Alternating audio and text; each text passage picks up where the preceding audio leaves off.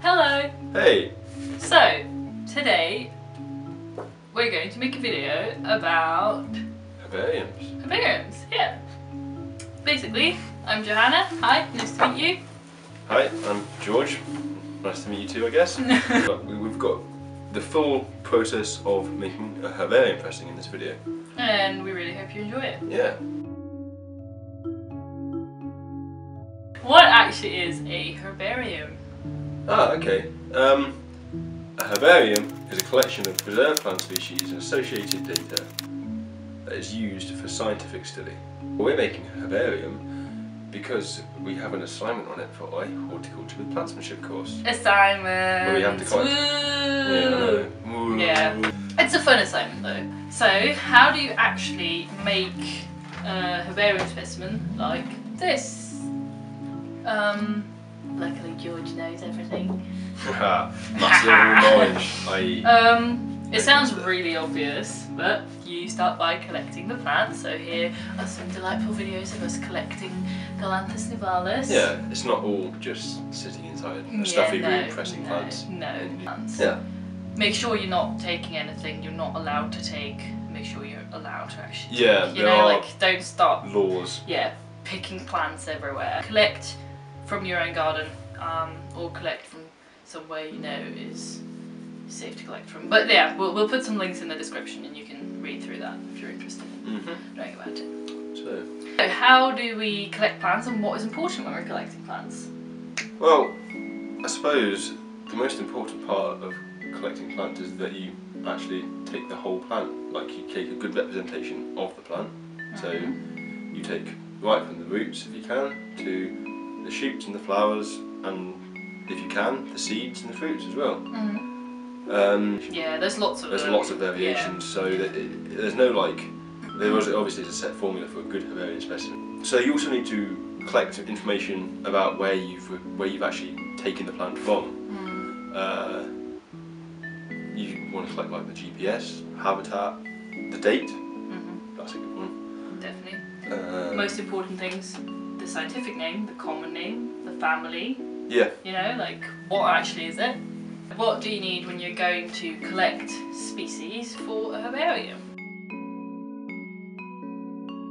You're going to take a GPS or like your mobile phone, maybe a hand lens is quite helpful when you're looking at like little bits and bobs in the plant. You take a camera to like take pictures of the plant growing in its like sort of habitat, where it is and what's around the plant. A notebook and a pen to write down important things that we just mentioned.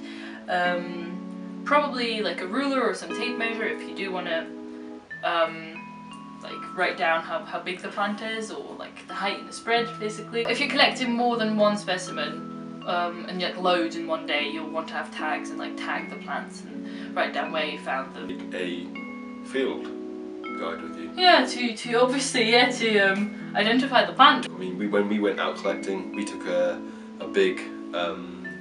reasonably big book that we filled with newspaper and then put the plants inside.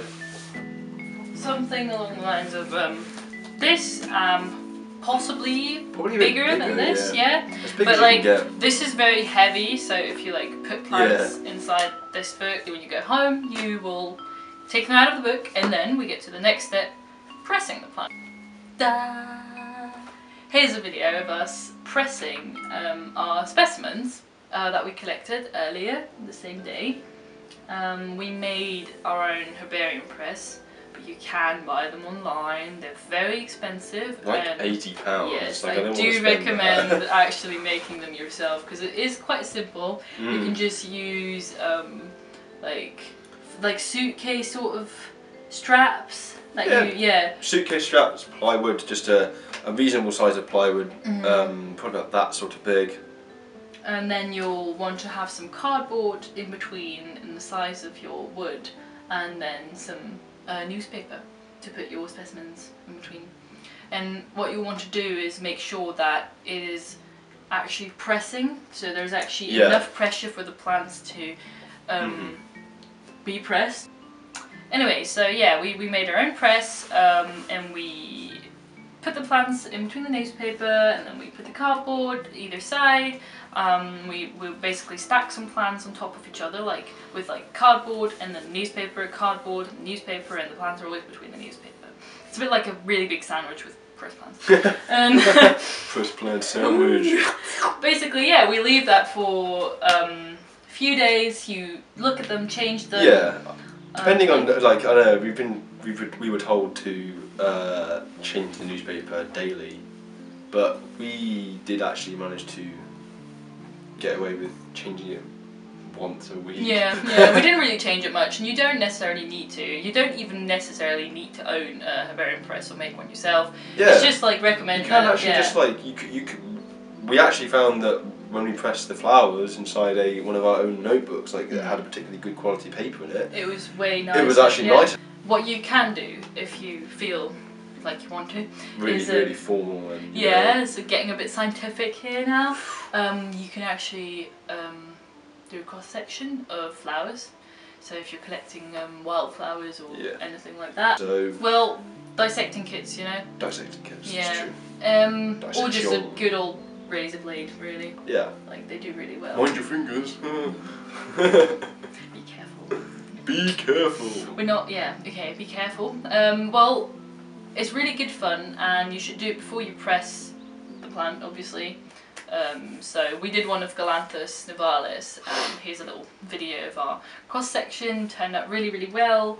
It was a bit tense, like cutting into the plant is a very tense moment because you never know, like, if you're going to do it properly, if it's just going to look horrible. But like, it worked out. It worked out really well, and we're quite pleased with the result after we actually dried it, which also looked really good. Yeah, we didn't even dry it in newspaper. We dried it in a notebook. Yeah, we dried it in a notebook. Anyway, so here's a little like picture of a flower structure sort of thing. It's good fun. Look it up online. Just Google flower structure things and like dissect some flowers. You know, get those stamen out and learn your family flowers. And now let's get to mounting your specimen after you've dried it properly. You can do it in different ways. You can basically choose any way you feel most comfortable with.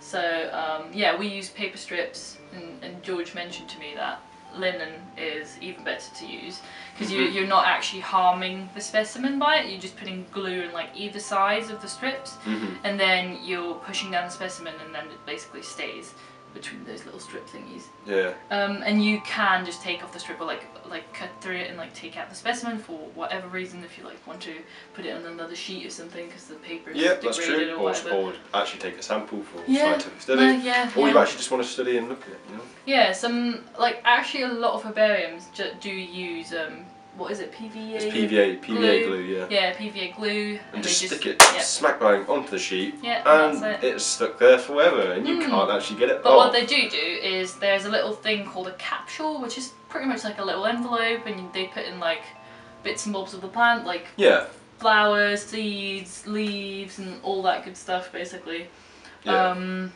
this tiny little envelope, and you can look at those and take those out and stuff like that. Yeah. And then what you also do is you if you want to be like nice and scientific, you should definitely leave some space for like a label. Yes. So that's one of the most important parts. That's where you put all your information that you've recorded in that label. Yeah, so like the name and all of that good stuff. Yeah, all the stuff we mentioned earlier. Yeah, all the stuff we mentioned earlier. By the final result is, well, what we're about to show you. What we just showed you earlier. Well, what we just showed you earlier. So the final result can look something like this. Or, well, it's not even final. This isn't final. He's not even put his capsule on or his label.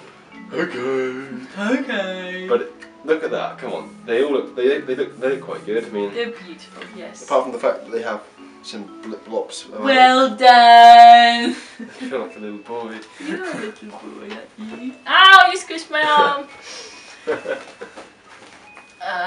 Yeah, I think that's it, isn't it? So, thank you for watching, and indeed, yeah, we'll put some information on herbariums and like videos you can watch about pressing plants and such in the description, so you can look at those if you thought this was too confusing and we were just not you know, professional enough for you and you want to just take it that one step further. But if we weren't good enough for you, then thank you! I hope you enjoyed it. And have fun mounting your specimens, collecting your specimens and such good stuff and all of that. Yeah. Identifying your plants. Just generally enjoying plants. That's all we want.